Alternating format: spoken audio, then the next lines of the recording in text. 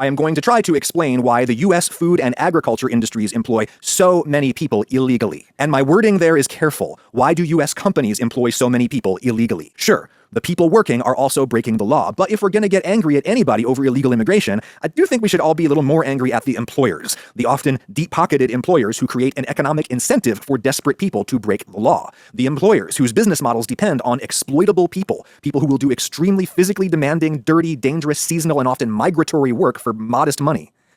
Here's a report from the Center for Migration Studies. It is 3 years old, and things have been changing rapidly in the last few months, so consider this like a snapshot of the pre-second Trump administration status quo. The vast majority of U.S. agricultural workers are foreign-born, 86%. Most people who work on farms or in meatpacking plants are foreign-born. Of those foreign-born workers, about half have historically been living or working in the country illegally. Of that half who are employed illegally, most are from Mexico, and about half are working in one state, California. Why is that? It's because so many of the farms are in California. Specifically, so many of the farms that grow the stuff that you see in the produce section at the grocery store. More of your fresh fruits and vegetables come from California than from anywhere else. California's Central Valley has this magical Mediterranean desert climate where you can grow that kind of stuff really well all year round, as long as you are using totally unsustainable levels of irrigation.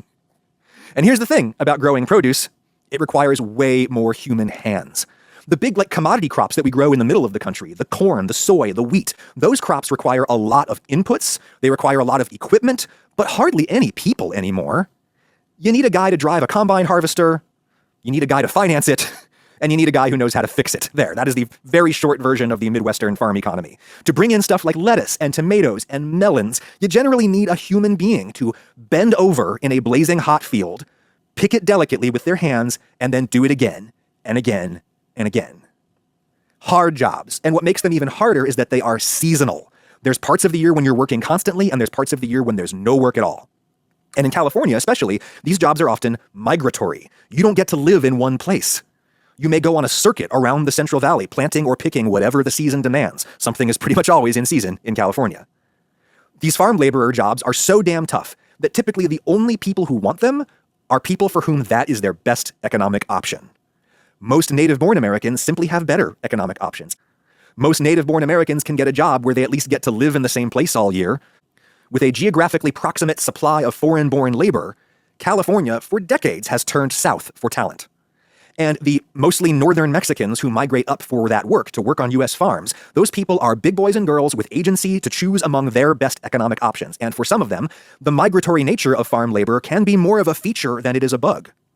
Even modest U.S. money goes a lot further in northern Mexico, and so a lot of farm workers might not want to live a settled life. They want to work part of the year in the U.S., save money, and then bring it back to Mexico for part of the year. Or maybe they live in the U.S. full-time, but they're sending remittances back home to their family, and the money goes a lot further for them in Mexico. There's lots of scenarios, but these jobs are hot, dirty, physically brutal, and insecure. And a person who is in the country illegally is even more insecure. They have even fewer economic options, making them all the more likely to need work that is this undesirable. When you're in the country illegally, you are effectively an underclass. You cannot enjoy the full protection of the law because the law is a constant threat to you. Especially when normal city police and county sheriffs are collaborating with immigration police. When they do that, you can't go to the authorities for help. So you are more exploitable. Without this labor pool, fresh food would cost 4 times more. Like at the bougie farmers markets where you pay for the privilege of having a white kid with a liberal arts degree pick your kale. Without this labor pool, fresh food would be even more expensive than it already is. Or, more likely, the US would simply import even more of its meat and produce from other countries with cheaper labor. We'd grow less of our own food ourselves. The legal process is so insanely hard and long and slow, and there are wait lists and maximum annual quotas, and in practice, there simply aren't enough legal slots for all of the Mexican farm laborers who are manifestly needed by the US agricultural industry every year.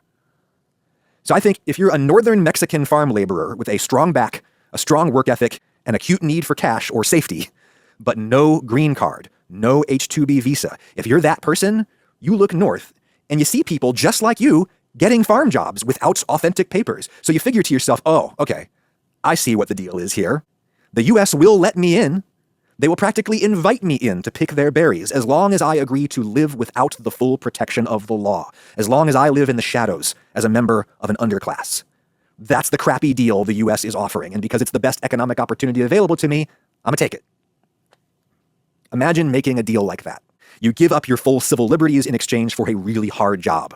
Imagine you sign that contract and you uphold your end of the bargain. Season after grueling season, you uphold your end of the bargain, and then suddenly the other party in that contract reneges on the deal.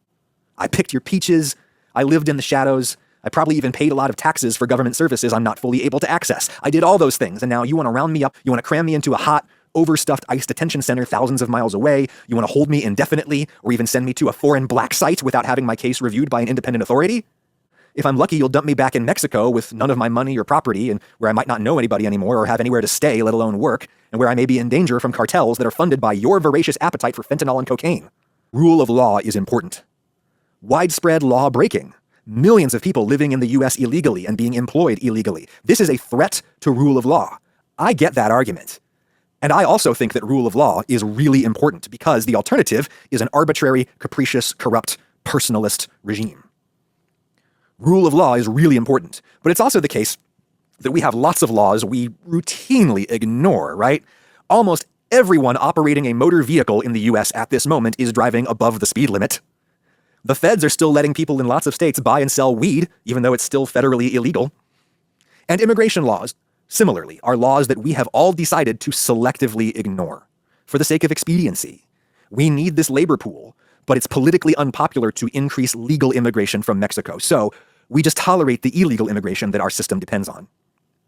That is what you and I have been doing in the US for decades, even if you've been politically opposed to it. Even if you voted for every single candidate who promised to crack down on illegal immigration, you still voted with your wallet to tolerate this under-the-table guest worker program.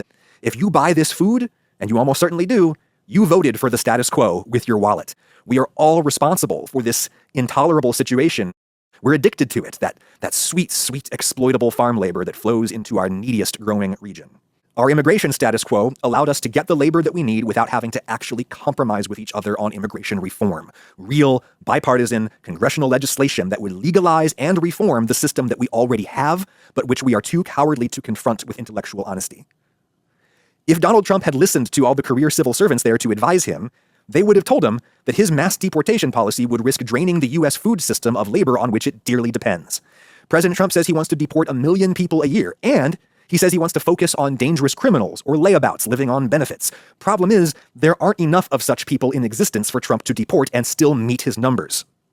Lots of criminology research using lots of different methodologies has come to the same basic conclusion that people who are in the country illegally are actually far less likely than native-born citizens to commit crimes once they get here. Native-born citizens are something like 4 times more likely to commit serious crimes. This makes sense. Most people who are in the country illegally are here to work and to keep their heads down so that nobody notices them. There are legit, scary criminals who cross the border illegally, but there aren't as many of them as people think. And the problem with real criminals is they tend to make themselves hard to find. You know who's easy to find? Otherwise law-abiding, hard-working, church-going immigrants. ICE has been raiding Spanish-language services at churches. President Trump has given ICE minimum deportation quotas. ICE officers are struggling to meet those quotas. Trump has fired at least one ICE administrator for refusing to discipline officers who don't meet their quotas. They have to snatch a minimum number of people in order to keep their jobs, and criminals are hard to snatch. You know who's easy to snatch? People on the path to citizenship who are showing up at their court date as ordered. They're snatching them there. Guys at the Home Depot looking for day labor construction work. That's like shooting fish in a barrel. Meatpacking plants. Lots of deportation targets, all in a confined space. And then there are the farms. The easiest people to deport are the people we need, doing the jobs that we need doing. If you focus on deporting alleged troublemakers, you end up deporting a few 100,000 people a year, which is what we have been doing the last many years under Republican and Democratic administrations. President Obama deported about 3 million people over his 8 years in office. Trump, in his first 4 years, deported 1.5 million people, proportionally the same as Obama. Biden deported almost as many. And here we are in Trump 2. This time he's promised mass deportations. He has loosened all the old constraints. He's taking people without due process of law. And to what end? According to the administration's own estimates, they've maybe doubled the normal deportation rate, like at most, and ICE has already burned through its whole budget in half a year. There just aren't that many criminals and layabouts to get, and the scariest criminals make themselves really hard to get, so ICE raids the farms. In a normal Democratic administration, there are expert advisory boards and career civil servants who work with political appointees to develop policy recommendations that the president usually mostly accepts and implements. That's not how Trump works, so we swing from position to position. There's good reasons why the status quo was the status quo. And there's good reasons why the techniques of martial law are generally reserved for true national emergencies, the kinds of policing techniques being used by ICE and allied agencies to hit these probably unhittable deportation targets, masked plainclothes officers who refuse to identify themselves, snatching people up off the street, whisking them into unmarked vans, denying people due process of law where they can make their case to a judge, detaining people indefinitely, sending them to other countries' prisons where they have no idea how many years they will be held or in what conditions. These are things you only do when you absolutely have to because they are so damaging. Not just to the people being snatched, but to all of us. All of us now have to think twice. If we see guys in masks pulling a screaming mother away from her child on the street, is that ICE or is it some gang? There's no way to know in the moment, and so, do you intervene? The entire law enforcement system breaks down when people lose faith that they may be treated fairly within it.